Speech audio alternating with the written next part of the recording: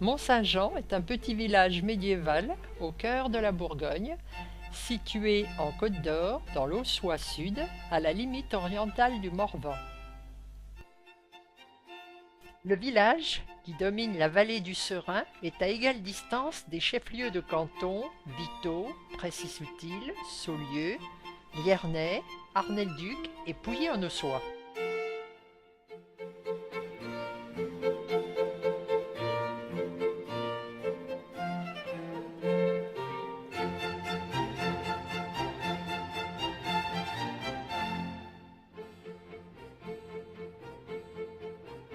Les seigneurs de Mont-Saint-Jean connurent un grand rayonnement du Xe siècle à la fin du XIVe siècle. Ils furent capables de rivaliser avec les ducs de Bourgogne auxquels ils se confrontèrent pendant des années. Le château fort du XIIe siècle, construit sur un éperon rocheux, forme un ensemble allongé d'environ 250 mètres de long sur 75 mètres dans sa partie la plus large.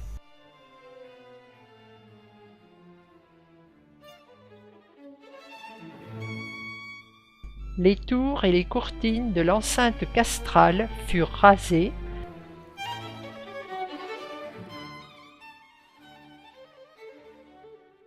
Seul le donjon a été épargné.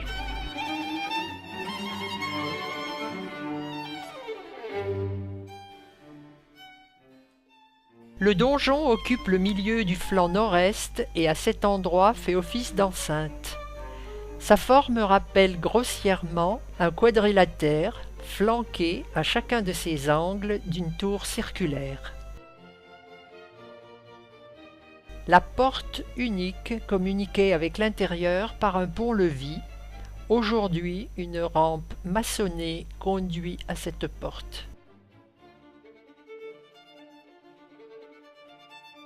Les lucarnes de la courtine ouest occupent les créneaux.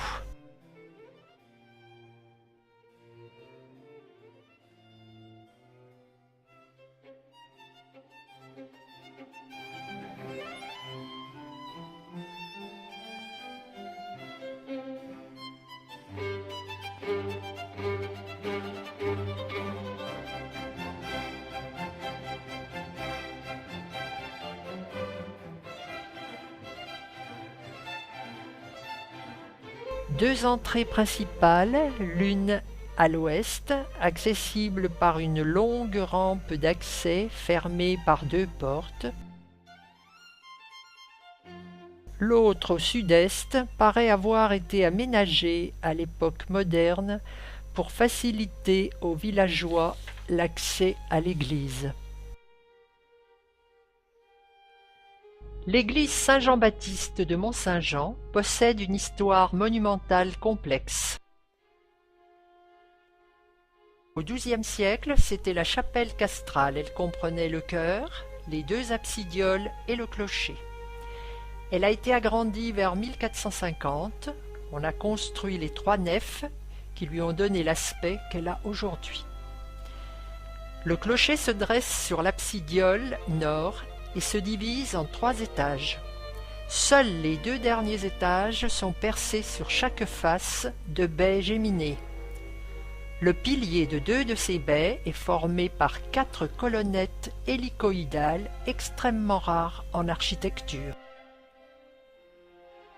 Au-dessous du toit, une belle corniche est garnie de modillons sculptés de têtes humaines. Sous le rebord du toit du cul-de-four central, on peut voir d'autres modillons amusants.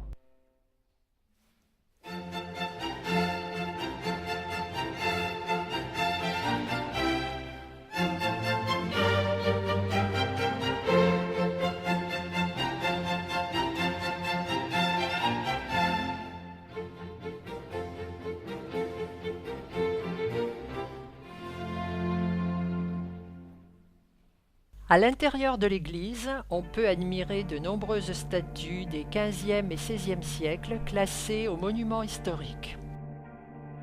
La statue de saint Antoine d'Égypte en pierre polychrome du XVIe siècle, Cette belle statue, avec le plissé du vêtement, la torsade des cheveux et la barbe fendue, n'est pas sans rappeler les sculptures de Klaus Schluter ou d'Antoine Lemoiturier, des artistes de l'époque du duc de Bourgogne Philippe le Bon. En face, un père abbé de Cluny, vêtu comme un évêque, avec la mitre, la crosse et l'anneau pastoral.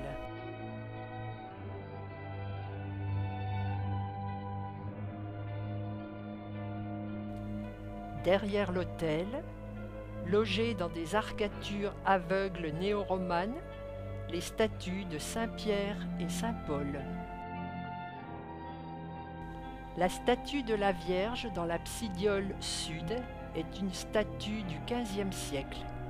C'est l'un des joyaux de cette église, et elle viendrait des ateliers de Jean de la Huerta, autre sculpteur de l'époque des 4 derniers ducs de Bourgogne.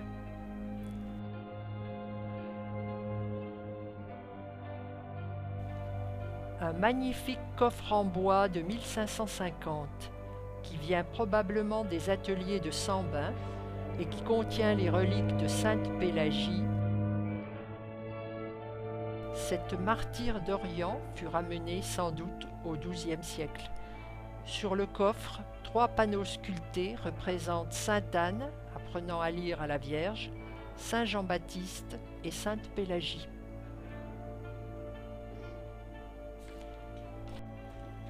Sous le chœur, une crypte basse du XIIe siècle est voûtée en arête et dotée de 3 nefs avec un déambulatoire. On y trouve 2 sarcophages en pierre. Le grand sarcophage, situé dans un amphieu, est décoré d'une fresque représentant Saint Macaire abbé.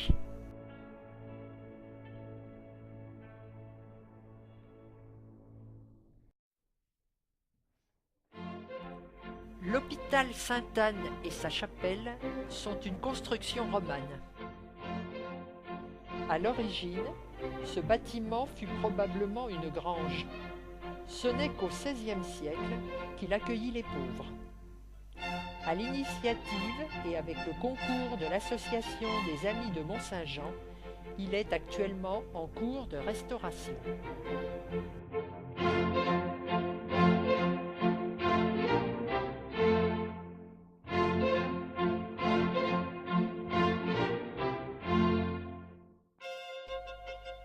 Ce manoir du XVIe siècle, au toit pentu, fut bâti par Léonore de Chabot-Charny, seigneur de Mont-Saint-Jean-Charny, gouverneur de Bourgogne.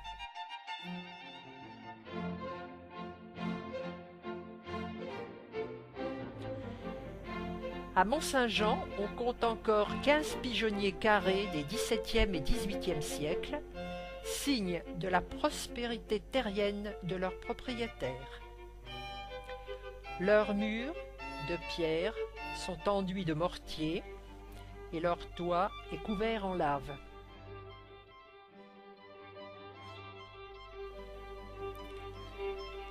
À l'intérieur, la surface des murs est garnie de trous de boulins en pierre plate où logeaient les pigeons.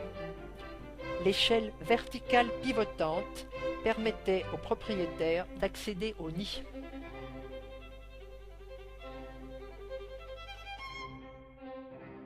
Le prieuré bénédictin de Glanaux, propriété privée, site classé clunisien en 2011, fut fondé au XIIe siècle par les seigneurs de Mont-Saint-Jean.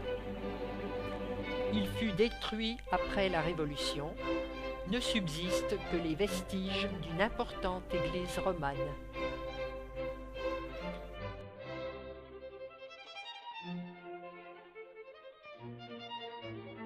Si Mont-Saint-Jean ne compte aujourd'hui que 260 habitants, en 1795, il en comptait encore 1153. C'était une importante cité.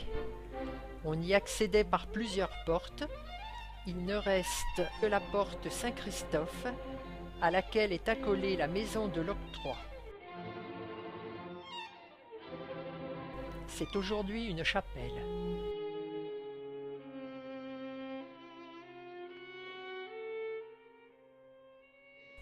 Le bourg possède des maisons anciennes, dont certaines datent des XIIIe et XVe siècles.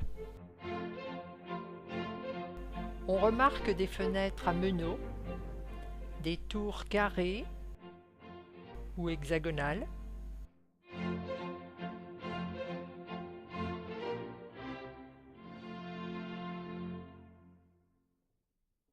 des niches,